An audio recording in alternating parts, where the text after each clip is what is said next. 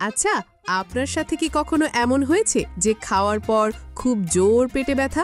অনেকেই ভাবেন এটা হয়তো সাধারণ গ্যাস্ট্রিক বা হজমের সমস্যা, কিন্তু এর পিছনে থাকতে পারে নানা জটিল কারণ। তাই আজ নিউট্রিনেস্টে আমরা জানব খাওয়ার পরে পেটে ব্যথার প্রধান কারণগুলো এবং ঘরে বসেই কিভাবে এর সমাধান করা যায়। খাওয়ার পরে পেটে ব্যথার সাধারণ কারণ: অতিরিক্ত বা দ্রুত খাওয়া।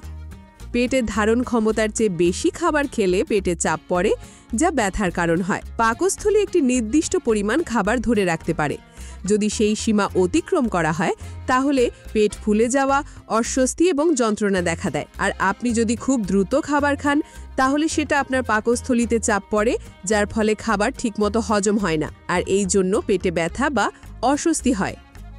গ্যাস ও অ্যাসিডিটি। আপনি যদি মশলাযুক্ত খাবার, কার্বোনেটেড ড্রিঙ্ক এবং বেশি তেল চর্বিযুক্ত খাবার খান তাহলে পাকস্থলীতে অ্যাসিড বেড়ে যায়, যার ফলে পেটে ব্যথা, জ্বালা এবং বমি ভাবের কারণ হতে পারে। ফুড ইনটলারেন্স বা অ্যালার্জি। দুধজাত খাবারের ল্যাকটোজ ইনটলারেন্স বা গ্লুটেন সেন্সিটিভিটি থাকলে খাওয়ার পর পেটে ব্যথা হতে পারে। পিত্তথলির পাথর বা গলস্টোন। তেল চর্বিযুক্ত খাবার খাওয়ার পরে হঠাৎ ডান দিকের উপরের পেটে ব্যথা হলে এটি পিত্তথলির সমস্যার ইঙ্গিত হতে পারে। আলসার বা গ্যাস্ট্রাইটিস। দীর্ঘদিন অ্যাসিডিটি বা এইচ পাইলোরি ইনফেকশনের কারণে পাকস্থলীর দেওয়ালে ক্ষত তৈরি হয়, যা খাবার পর ব্যথা বাড়ায়। আইবিএস বা ইরিটেবল বাউল সিনড্রোম।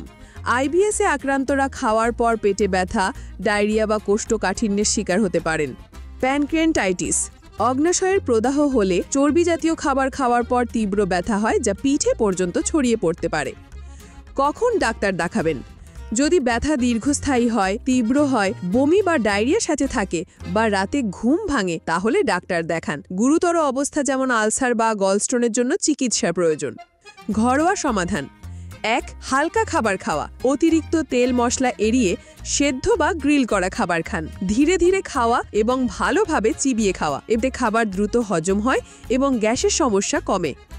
খাবার পর হালকা হাঁটা। খাওয়ার সাথে সাথে শুয়ে পড়বেন না, 10 থেকে 15 মিনিট হাঁটুন। গরম পানি বা হার্বাল টি পান করা। পুদিনা বা আদা চা অ্যাসিডিটি ও গ্যাস কমাতে সাহায্য করে।